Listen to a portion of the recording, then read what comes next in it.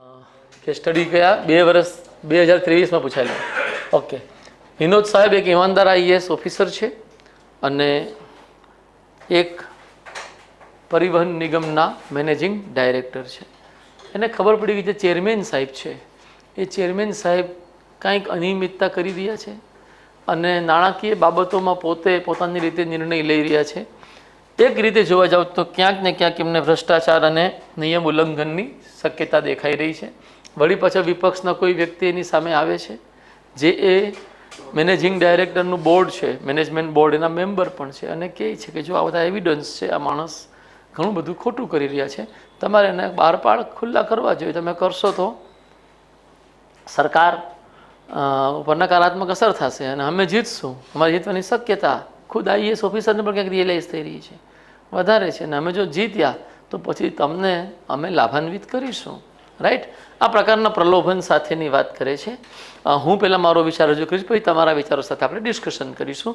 મેં જે વિચારો વિચાર્યા આની ઉપર, पहला प्रश्न था, एक कर्तव्यनिष्ठ सिविल सेवक के रूप में विनोद के लिए उपलब्ध विकल्पों का मूल्यांकन कीजिए. तो एक कर्तव्यनिष्ठ अधिकारी होवाना कारणे विनोद पोताना व्यक्तिगत नफा नुकसानने जोवाना स्थाने મેનેજિંગ ડાયરેક્ટરના રૂપમાં પોતાના કર્તવ્યો ઉપર જ ધ્યાન આપશે. પહેલી વાત તો એ થઈ જશે એટલે ઓલો જે કહે કે તને લાભ આપી દેશું એને પડી નથી.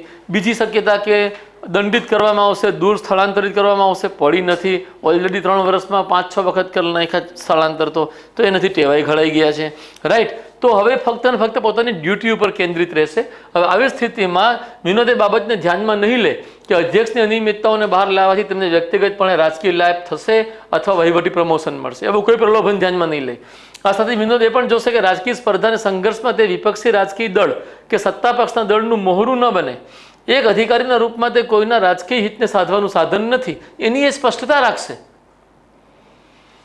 આવી બાબતોની સાથે જ વિનોદ સડક પરિવહન નિગમના ઉદ્દેશો અને નિયમોને ધ્યાને રાખીને સંભવિતપણે નિમ્નલિખિત વિકલ્પો ઉપર વિચારણા કરશે.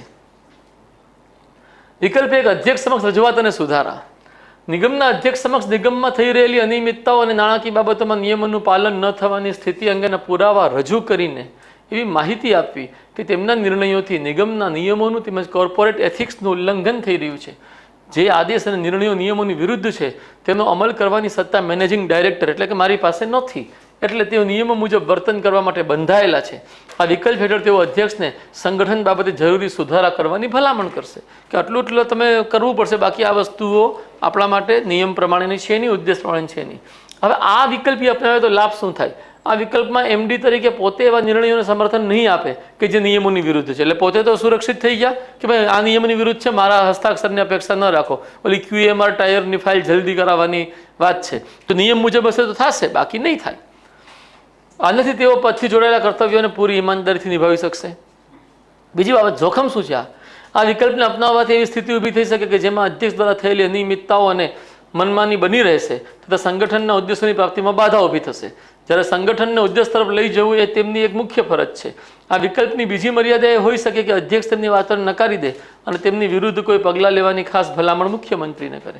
હવે આમાં જે પહેલી વાત છે કે તમને નહીં સમજાણી હોય કે અનિયમિતતાઓ અને મનમાની એ બનાવી રાખે અને એમનું ટ્રાન્સફર થઈ જાય તો સંગઠનમાં તો જે આવતું એ બન્યું જ રહ્યું. તો સંગઠનની અંદર જે ઉદ્દેશ છે સડક પરિવહન નિગમનો, એ ઉદ્દેશ પ્રાપ્ત કરવા ઉપર પણ તો એક આઈએએસ ઓફિસર, કર્તવ્યનિષ્ઠ ઓફિસરે ધ્યાન દેવું જોઈએ. ફક્ત ને ફક્ત કહીને હટી જવું એ તો સંવેદનહીન કહેવાશે. રાઈટ? તો એક સમસ્યા છે કે સંગઠનના ઉદ્દેશોમાં જ બાધા ઊભી થશે કારણ કે એને હટાવી જ શકે છે આ, અને બીજી એ છે કે આની વિરુદ્ધમાં પગલાં લઈ શકે, પણ આ જોખમની એને પડી નથી, એટલે આ વિકલ્પ વિચારણી તો બને જ છે. અચ્છા, બીજી એક વાત ધ્યાનમાં રાખો, કોર્પોરેટ સ્ટ્રક્ચરમાં ડિસિઝન મેકરની મુખ્ય સંસ્થાના રૂપમાં બોર્ડ ઓફ ડાયરેક્ટર હોય અને બોર્ડ ઓફ ડાયરેક્ટરમાં ચેરમેન સાહેબના પ્રસ્તાવો અને ચેરમેન સાહેબની વિચારોના આધારે નિર્ણયો લેવાતા હોય, નીતિઓ ઘડાતી હોય છે. એ ઘડાયેલી નીતિઓનો અમલ કરવાની સત્તા એમડી પાસે હોય છે. રાઈટ? તો અમલીકરણની સત્તા એની પાસે છે, એમડી પાસે. ચેરમેન એનાથી વરિષ્ઠ જ ગણાશે. ઓકે? તો હું એ વાતને ધ્યાનમાં રાખું છું કે એ વરિષ્ઠ સમકક્ષ તેમ છતાં વરિષ્ઠ, સમકક્ષ તેમ છતાં વરિષ્ઠ, એટલે ફર્સ્ટ કે સમાનોમાં પ્રથમ જેવી વાત થાય બોર્ડ ઓફ ડાયરેક્ટરમાં, તો ચેરમેન સમાનોમાં પ્રથમ થઈ જાય, ફર્સ્ટ એમંગ ઇક્વલ્સ. આ વિકલ્પ હેઠળ બીજો વિકલ્પ છે વરિષ્ઠ સત્તાધિકારી સમક્ષ અનિયમિતતાઓની રજૂઆત કરી દેવી. આ વિકલ્પ હેઠળ વિનોદ મુખ્યમંત્રી કાર્યાલયને પોતાની પાસે ઉપલબ્ધ નક્કર પુરાવો સહિત માહિતી રજૂ કરશે કે જેનાથી મુખ્યમંત્રીને વિશ્વાસ થઈ શકે કે અધ્યક્ષ દ્વારા અનૈતિક તેમજ ગેરકાયદેસર કૃત્ય થઈ રહ્યા છે. આ માહિતીના આધારે વિનોદ ભલામણ કરી શકશે કે આ બાબતમાં જરૂરી કાર્યવાહી ત્વરિત કરવામાં આવે. જો આમાં આપણે એવું નહીં લખવાનું હટાવી દો, આમ કરી નાખો, એ બધા પાવર મુખ્યમંત્રી પાસે છે ને મુખ્યમંત્રી પાસે વિવેક પણ છે, એ ડિસિઝન લેશે કે શું કરવું જોઈએ. લાભ શું છે? આ વિકલ્પનો મુખ્ય લાભ એ છે કે સંગઠનમાં થઈ રહેલી અનિયમિતતા અને મનમાની સમાપ્ત કરવા માટે નિર્ણય લેવાની સર્વોચ્ચ સત્તા ધરાવતા અધિકારી સમક્ષ પોતાની રજૂઆત કરશે અને તેમના આદેશોનું પાલન કરવા માટે નિગમના અધ્યક્ષ બંધાયેલા રહેશે. એ મુખ્યમંત્રીના આદેશને નકારી નહીં શકે. એક કન્ફર્મેશન આ મળે છે આપણને. બીજો લાભ એ છે કે આ વિકલ્પથી વિનોદ પોતાના કર્તવ્યોના પાલનમાં દરેક રીતે સફળ પુરવાર થઈ શકશે, કારણ કે સરકાર હેઠળ મુખ્યમંત્રી જે નિર્ણય લેશે એ જ નિર્ણય સંગઠન માટે હિતકારી ગણાશે, કારણ કે જનાધાર એની પાસે છે. જો મુખ્યમંત્રી અધ્યક્ષને બનાવી રાખવાના સમર્થક હોય તો લેખિત પ્રક્રિયા હેઠળ એ અધ્યક્ષના આદેશોનું પાલન કરવું એ જ એમડીનું કર્તવ્ય થઈ જશે. પછી પણ જો મુખ્યમંત્રી એમ કહે છે કે ના આ જ રહેશે નહીં છે કે એમ કરો, તો પછી તમારું કર્તવ્ય છે, કારણ કે જનપ્રતિનિધિઓના આદેશનું પાલન કરવું એ એમની ફરજ છે. કેમ નહીં? અધિકારીઓની. કેમાં? લોકતાંત્રિક વ્યવસ્થામાં સિવિલ સર્વિસીસની મુખ્ય ફરજ છે રાજકીય સર્વોચ્ચ અધિકારીને અધીન રહીને જ કાર્ય કરવું, કારણ કે રાજકીય જે વરિષ્ઠ છે એ જ જનતાનો પ્રતિનિધિ છે. રાઈટ? તો આદર્શ જે થઈ જશે એટલે એને માનવાનું જ આવશે. જોખમ શું છે આમાં? આ વિકલ્પનું નુકસાન એ થઈ શકે કે મુખ્યમંત્રી દ્વારા વિનોદની જ બદલી કરી દેવામાં આવે અને સંગઠનમાં ચાલતી અનિયમિતતાઓને અવગણી દેવામાં આવે. જોકે આ જોખમ વિનોદને પ્રભાવિત નહીં કરી શકે, કારણ કે તેઓ કર્તવ્ય પથ ઉપર ચાલી રહ્યા છે અને આ પ્રક્રિયામાં તેઓ છેલ્લા 3 વર્ષમાં 6 વખત બદલીનો સામનો કરી ચૂક્યા છે. તો આ તો બહુ નોર્મલ છે, કે તો રોજ હોતા है. આ વિકલ્પની બીજી મર્યાદા એ છે કે મુખ્યમંત્રી તેમને કહી દે કે સંગઠનમાં અધ્યક્ષ જે રીતે કહે તે રીતે કાર્યવાહી કરો. આ બાબતનો કોઈ પણ સુધારો ક્યાંય કરવાની જરૂર નથી. જો મુખ્યમંત્રી આવો આદેશ આપે તો પછી સંગઠનમાં થતી અનીતિઓ અને અનિયમિતતાઓનું એક અંગ મેનેજિંગ ડાયરેક્ટર બની શકે છે. જોકે આવી સ્થિતિમાં લેખિત સ્પષ્ટતાઓ દ્વારા નિયમ વિરુદ્ધના નિર્ણયોમાં તેઓ પોતાની વ્યક્તિગત અસંમતિ વ્યક્ત કરી શકશે. જેમ કે 2G સ્પેક્ટ્રમ કૌભાંડમાં વહેલા તે પહેલાંના ધોરણે નહીં પરંતુ હરાજીના આધારે સ્પેક્ટ્રમની ફાળવણી થવી જોઈએ એવું નાણાં સચિવ ડી સુબ્બારાવ સાહેબ હતા. એમણે લખીને અસંમતિ વ્યક્ત કરી દીધેલી કે મંત્રાલય જે નિર્ણય લઈ રહ્યું છે, મંત્રાલય હતું ministry of information and communication વાળું, રાઈટ, પરંતુ નાણાં સચિવના રૂપમાં એમણે કમેન્ટ આપી દીધેલી કે આમાં વહેલા તે પહેલાંના ધોરણનું પાલન ન થવું જોઈએ, આમાં હરાજીનું ધોરણ અપનાવવું જોઈએ, જેથી કરીને જે મહેસૂલ મળવા પાત્ર છે એ મળી શકે. હું સેમ એ જ કન્ડિશનને ધ્યાને રાખી અહીંયા આ વાત લખું છું કે ભાઈ અગર મુખ્યમંત્રી કહે છે તો કરવાનું જ આવશે, પરંતુ તમે વ્યક્તિગતપણે કોઈ પણ નિયમ વિરુદ્ધ હશે ત્યાં તમે અસંમતિ વ્યક્ત કરીને કહી દેશો કે બાકી બોર્ડ ઓફ ડાયરેક્ટર્સ જે નિર્ણય લેશે એના પ્રમાણે કાર્ય થશે. ભાઈ ગળે ઉતરાવા તો બધાને. ઓકે, એક ત્રીજો વિકલ્પ છે ઉપરોક્ત બંને વિકલ્પના 2 તબક્કા બનાવવા. આ વિકલ્પ પ્રથમ તબક્કામાં વિનોદ દ્વારા અધ્યક્ષ સમક્ષ રજૂઆત કરવામાં આવશે અને જો એ વિકલ્પથી કોઈ સુધારો ન જણાય તો પછી મુખ્યમંત્રી સમક્ષ રજૂઆત કરવામાં આવશે. રાઈટ? બીજી, આ વિકલ્પ પ્રક્રિયાત્મક દ્રષ્ટિથી બહેતર દેખાય છે, પ્રોસિજરની દ્રષ્ટિથી બહેતર દેખાય છે અને આ વિકલ્પમાં કાર્યવાહીના તબક્કાઓ સ્પષ્ટ હોવાથી કોઈ પણ દ્વિધા કે મૂંઝવણ વગર નિર્ણયો લઈ શકાય છે. આ તબક્કાની એક મર્યાદા એ છે કે તેમાં વધુ સમય લાગી શકે અને આ સમય દરમિયાન અધ્યક્ષ દ્વારા થતી અનિયમિતતાને અટકાવવાની કોઈ વ્યવસ્થા ઊભી ના થઈ શકે. આ બાબતમાં વિનોદ ફક્ત વિલંબની નીતિ અપનાવીને નિયમોનો આધાર લઈ અધ્યક્ષના અયોગ્ય નિર્ણયો ઉપર કાર્યવાહીઓને મુલતવી રાખવાનો પ્રયત્ન કરી શકે છે. બીજું કંઈ નહીં થાય જો આ વિકલ્પ પર ચાલશે ને સમય વધારે જાય તો આપણે વિલંબ કરી શકીએ. આટલા વિકલ્પ મને દેખાણા. હવે ઓલો વિકલ્પ, એક વિકલ્પ એવો મનમાં આવે આપણને કે એણે ઓલા રાજનેતાના વાતને સ્વીકારી લેવી જોઈએ અને ખુલીને મીડિયા સમક્ષ આવવું જોઈએ અને એ પ્રમાણે પછી અનિયમિતતાને રોકવી જોઈએ. એક આવો એક મનમાં વિકલ્પ આવે. એક કર્તવ્યનિષ્ઠ ઓફિસરના મનમાં આવો વિકલ્પ પણ નહીં આવે. એટલે મેં પહેલાં સ્પષ્ટતા આપી તો કોઈનું સાધન નહીં બને. બીજી વાત કે એને ડર પણ લાગી શકે કે મારી બદલી થઈ ગઈ તો મને તો પાછા હેરાનગતિ થવાનું આવશે, સારું જિંદગીમાં આવું ક્યાં સુધી ચાલતું રહેશે, આવા બધા પ્રશ્નો એના મનમાં ઊભા થઈ શકે એવું આપણને લાગે. એ પણ એને નહીં લાગે, બિકોઝ હી ઇઝ પ્રિપેર્ડ. એ તૈયાર છે એ તમામ કષ્ટનો સામનો કરવા માટે જે કષ્ટ ઈમાનદારીના માર્ગ ઉપર ચાલવાથી પ્રાપ્ત થાય છે. Ready to face. અને જ્યારે તમે કષ્ટનો સામનો કરવા માટે તૈયાર હોવ છો તો સામેવાળા વ્યક્તિની હિંસા પણ તમને નકારાત્મક રીતે પ્રભાવિત કરી શકતી નથી. દાંડી સત્યાગ્રહ એનું ઉદાહરણ છે. જ્યારે તમે તૈયાર નથી, તમને એક કમ્ફર્ટ ઝોન જોઈએ છે, કર્તવ્ય નહીં, કમ્ફર્ટનેસ મારી પ્રાયોરિટી છે, ત્યારે તમે એવી રીતના રહેશો જેવી રીતના પરિસ્થિતિઓ તમને દોડતી રહી. અને આવું વ્યક્તિત્વ એવી રીતના ફંગોળાતું રહેશે જેવી રીતે નદીના તોફાની પ્રવાહમાં કોઈ તણખલું ફંગોળાતું આગળ જતું હોય છે. કભી રાઈટ, કભી લેફ્ટ, કભી મિડ. રાઈટ. તો આ કર્તવ્યનિષ્ઠ હોવાનો મતલબ જ એ છે, કર્તવ્યની સર્વોપરિતા છે. उपयुक्त मामले के आलोक में नौकरशाही के राजनीतिकरण के कारण उत्पन्न होने वाले नैतिक मुद्दों पर टिप्पणी कीजिए. હવે આમાં તો આપણે ટિપ્પણી જ કરવાની છે કે આપણે શું જાણવા માંગીએ છીએ. તો મેં મારી ટિપ્પણી કરવાની કોશિશ કરી છે, તમે આનાથી અલગ કરી શકો. હો બેટા, આ મારો વિચાર છે. પહેલા પ્રથમ, નિયમ કે કર્તવ્યનો આદર્શ.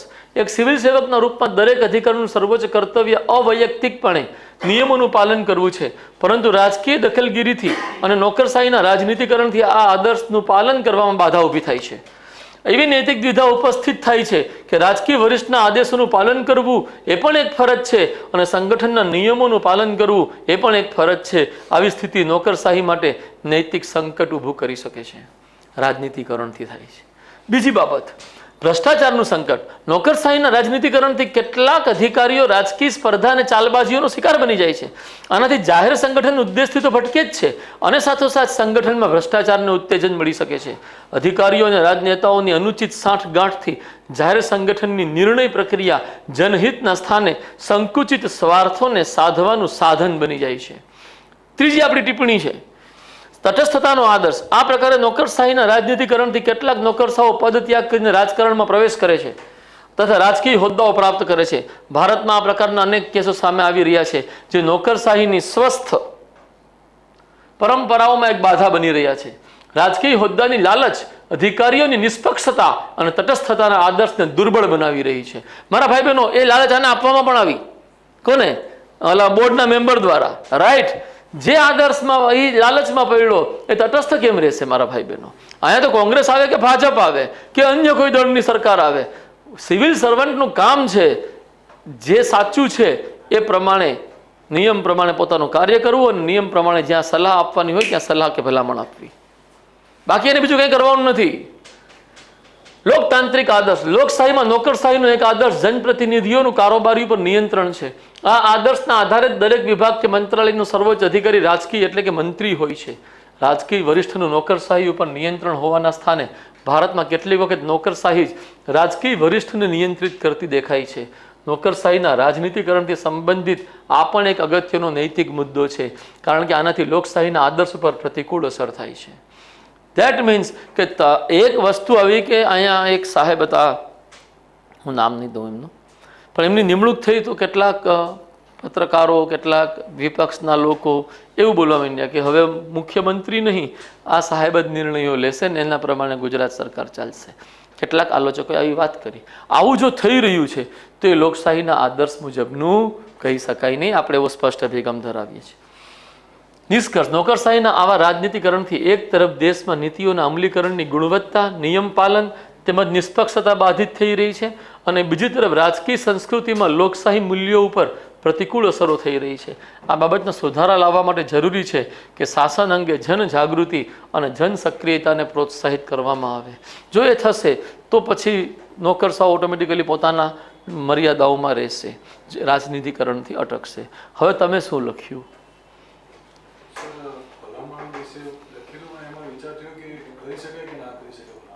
કન્ફ્યુઝન થઈ તમને? કોને ભલામણ ન કરી શકે? એમડી હારે તો ડિસ્કશન કરી જ શકે ને. હા, એમને એના ધ્યાનમાં તો લાવવી પડે ને.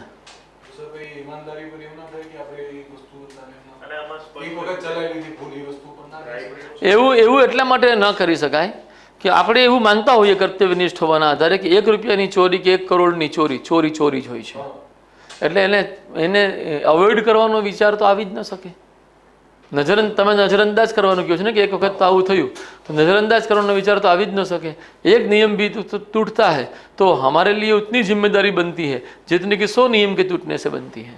हाँ, એટલે એ મુદ્દો બેટા નહીં વિચારીએ આપણે। હા, તમે શું કહેતા હતા? એ જ વસ્તુ સર કે મગજમાં તો એમ જ આવે કે આ વ્યક્તિ પોતે રિશ્વત લઈ રહ્યો છે, એની સામે જઈને રજૂઆત કરી।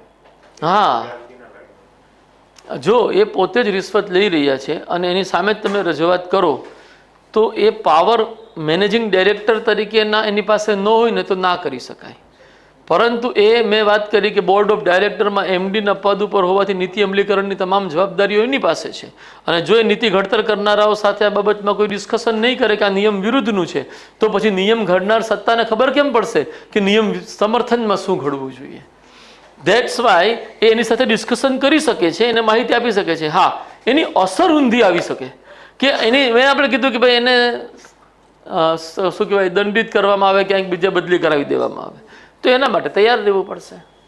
એકવાર તું ખોટું કરે છે એને હું રોકી ન શકું તો હું તને કહી તો શકું ને કે ભાઈ આ વસ્તુ વ્યાજબી નથી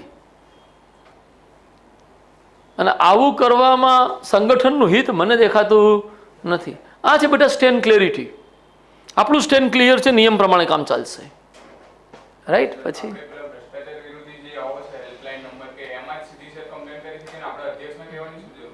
બિલકુલ તમે આવું વિચારી શકો છો, બટ તમે એમડી છો, તમે સામાન્ય નાગરિક છો। એ હેલ્પલાઇન કોના માટે બનેલી છે? પ્રશ્ન તમારો એવો છે કે હેલ્પલાઇન ઉપર આપણે જણાવવું, હેલ્પલાઇન ઉપર તમે જણાવશો કે તમે સામે આવશો, એ તમે પોતે તમારા પદના આધારે નક્કી કરશો ને દરજ્જાના આધારે। તમારી પાસે એમડીનો દરજ્જો છે, કોઈ નાનો દરજ્જો થોડી છે। તો હેલ્પલાઇનનો ઉપયોગ તો જેની પાસે કોઈ સોર્સ નહીં સ્પષ્ટ એ બિચારો કરશે ને। હા, ચાલો પછી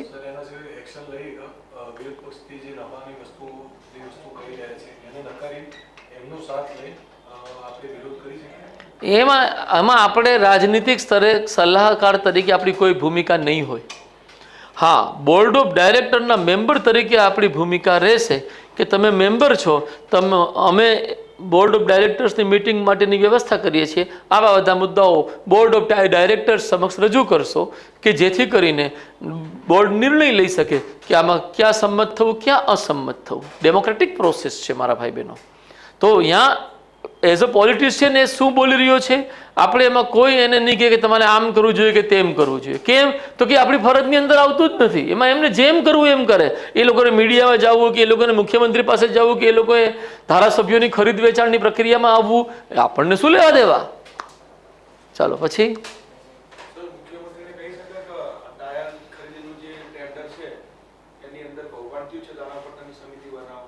નિયમ વિરુદ્ધનું કાર્ય થયું છે, આની ઉપર કાયદેસરની કાર્યવાહી કરવામાં આવે।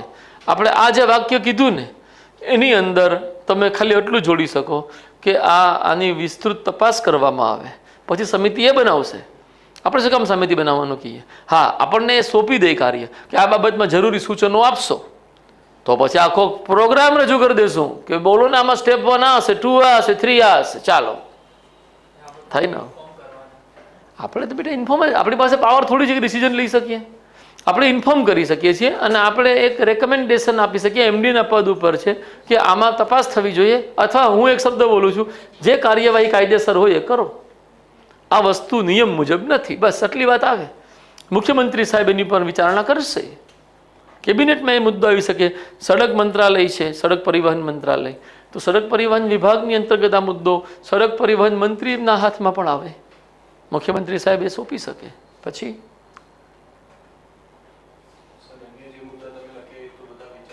આયા હતા ને? Very good. ધીરે ધીરે પ્રોગ્રેસ થઈ રહ્યો છે એવું લાગે છે। વાક્ય રચનાઓ ઘડાઈ રહી છે કે નથી ઘડાઈ રહી? અને ખુદ એક મહાન ડિસિઝન મેકરના રૂપમાં રૂપાંતરિત થવા મારા છોકરાઓ। ક્લાસ 1 ઓફિસર એક જ કામ કરે, ડિસિઝન લેવા।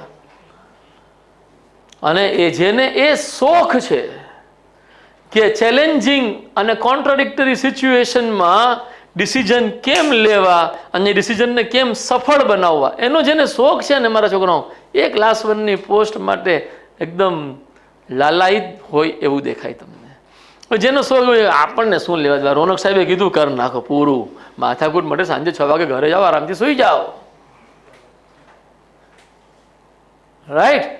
અજીત ડોવાલ એવા વ્યક્તિ નહીં મારા છોકરાઓ, રાષ્ટ્રીય સુરક્ષા સલાહકાર. કેટલા વાગે ડ્યુટી શરૂ થશે ને કેટલા વાગે પૂરી થશે એ ખબર જ નહીં. કેમ? તો કે 24 hours ઓન ડ્યુટી.